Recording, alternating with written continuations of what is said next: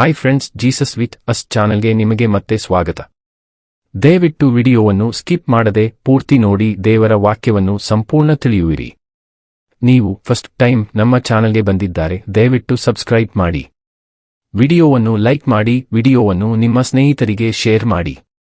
ನಿಮ್ಮಿಂದ ನಮಗೆ ಹೊಸ ವಿಡಿಯೋ ಮಾಡಲು ಸ್ಫೂರ್ತಿ ಸಿಗುತ್ತದೆ.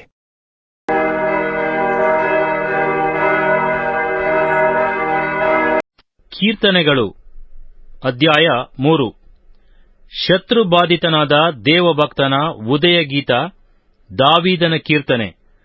ಅವನು ತನ್ನ ಮಗನಾದ ಅಬ್ಷಾಲೋಮನಿಂದ ಓಡಿ ಹೋದಾಗ ರಚಿಸಿದ್ದು. ಯೆಹೋವನೇ, ನನ್ನ ವಿರೋಧಿಗಳು ಎಷ್ಟೋ ಹೆಚ್ಚಾಗಿದ್ದಾರೆ, ನನಗೆ ವೈರಿಗಳಾಗಿ ನಿಂತವರು ಬಹಳ ಮಂದಿ. ಅನೇಕರು ನನ್ನ ವಿಷಯದಲ್ಲಿ ಅವನಿಗೆ ದೇವರಿಂದ ಸಹಾಯವು ಆಗುವುದೇ ಇಲ್ಲವೆಂದು ಹೇಳಿಕೊಳ್ಳುತ್ತಾರೆ. ಸೆಲಾ. ಆದರೂ ಯೆಹೋವನೇ, ನೀನು ನನ್ನನ್ನು ಕಾಯುವ ಗುರಾಣಿ. ನೀನು ನನ್ನ ಗೌರವಕ್ಕೆ ಆಧಾರನೂ ನನ್ನ ತಲೆಯನ್ನು ಎತ್ತುವಂತೆ ಮಾಡುವವನು ಆಗಿದ್ದಿ. ನಾನು ಯೆಹೋವನಿಗೆ ಮೊರೆಯಿಡುವಾಗ ಆತನು ತನ್ನ ಪರಿಶುದ್ಧ ಪರ್ವತದಿಂದ ಸದುತ್ತರವನ್ನು ಅನುಗ್ರಹಿಸುತ್ತಾನೆ. ಸೆಲಾ.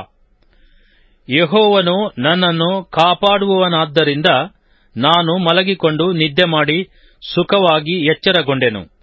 ನನ್ನ ಸುತ್ತಲೂ ಸನ್ನದ್ಧರಾಗಿ ನಿಂತಿರುವ ಸಾವಿರಾರು ವೈರಿಗಳಿಗಾದರೂ ನಾನು ಹೆದರೆನು. ಯೆಹೋವನೇ, ನನ್ನ ದೇವರೇ, ನನ್ನ ಎಲ್ಲಾ ಶತ್ರುಗಳ ದವಡೆಯ ಮೇಲೆ ಬಡಿದು ಅವರ ಹಲ್ಲುಗಳನ್ನು ಉದುರಿಸಿಬಿಟ್ಟವನೇ, ಎದ್ದು ಬಂದು ನನ್ನನ್ನು ರಕ್ಷಿಸು.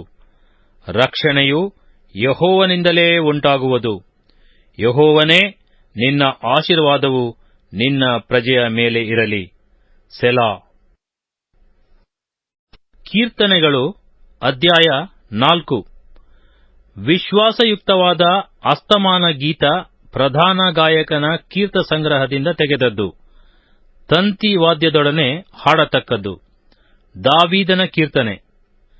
ನ್ಯಾಯವನ್ನು ಸ್ಥಾಪಿಸುವ ನನ್ನ ದೇವರೇ, ನಿನಗೆ ಮೊರೆಯಿಡು ಇಕ್ಕಟ್ಟಿನಿಂದ ಬಿಡಿಸಿ ಇಂಬಾದ ಸ್ಥಳದಲ್ಲಿ ಸೇರಿಸಿದಾತನೇ, ನನ್ನನ್ನು ಕರುಣಿಸಿ ನನ್ನ ಪ್ರಾರ್ಥನೆಯನ್ನು ಅಂಗೀಕರಿಸು. ಮಹನೀಯರೇ, ನೀವು ಎಷ್ಟರವರೆಗೆ ನನ್ನ ಗೌರವವನ್ನು ಕೆಡಿಸಿ ನನ್ನನ್ನು ಅವಮಾನಪಡಿಸುವಿರಿ? ಯಾಕೆ ನಿರರ್ಥಕವಾದದ್ದನ್ನು ಪ್ರೀತಿಸಿ ಸುಳ್ಳನ್ನು ಹಿಂಬಾಲಿಸುವಿರಿ? ಸೆಲಾ. ಯೆಹೋವನು ತನ್ನ ಭಕ್ತನನ್ನು ತನಗೋಸ್ಕರ ಪ್ರತ್ಯೇಕಿಸಿಕೊಂಡಿದ್ದಾನೆಂದು ತಿಳಿದುಕೊಳ್ಳಿರಿ. ನಾನು ಆತನಿಗೆ ಮೊರೆಯಿಡುವಾಗೆಲ್ಲ ಆತನು ಕೇಳುತ್ತಾನೆ. ಭಯಪಡಿರಿ, ಪಾಪ ಮಾಡಬೇಡಿರಿ, ಮೌನವಾಗಿರಿ. ಹಾಸಿಗೆಯ ಮೇಲೆ ಇರುವಾಗ ಹೃದಯದಲ್ಲೇ ಆಲೋಚಿಸಿಕೊಳ್ಳಿರಿ. ಸೆಲಾ. ನ್ಯಾಯವಾದ ಯಜ್ಞಗಳನ್ನು ಸಮರ್ಪಿಸಿರಿ, ಯೆಹೋವನಲ್ಲಿಯೇ ಭರವಸವಿಡಿರಿ. ನಮಗೆ ಒಳ್ಳೆಯದನ್ನು ಮಾಡುವವರು ಯಾರಿದ್ದಾರೆಂದು ಅನೇಕರು ಹೇಳಿಕೊಳ್ಳುತ್ತಾರೆ. ಯೆಹೋವನೇ, ನೀನು ಪ್ರಸನ್ನ ಮುಖದಿಂದ ನಮ್ಮನ್ನು ನೋಡಬೇಕು. ಧಾನ್ಯ ದ್ರಾಕ್ಷಗಳು ಸಮೃದ್ಧಿಯಾಗಿ ಬೆಳೆದ ಸುಗ್ಗಿ ಕಾಲದಲ್ಲಿ ಅವರಿಗಿರುವ ಸಂತೋಷಕ್ಕಿಂತಲೂ ನೀನು ನನ್ನ ಹೃದಯದಲ್ಲಿ ಹೆಚ್ಚಾದ ಆನಂದವನ್ನು ಉಂಟುಮಾಡಿದ್ದಿ. ನಾನು ನಿರ್ಭಯವಾಗಿರುವುದರಿಂದ ಮಲಗಿಕೊಂಡು ಕೂಡಲೇ ನಿದ್ದೆ ಮಾಡುವೆನು.